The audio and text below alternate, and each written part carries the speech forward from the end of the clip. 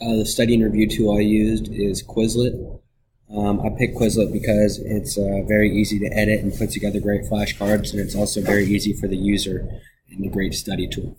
So how you do it is you can just put a title up here of your flashcard set, and then it's really simple. You write in your question you want and your answer in there, and you can add as many cards as you want. And then when you're done, you'll have something like this where students can get flashcards like this. They can create flashcards, they can write it out, they can spell it out, they can test over these cards, they can match them, they can play all sorts of games, and that's what I really love about Quizlet. It's not just flashcards, it gets a lot more interactive than that.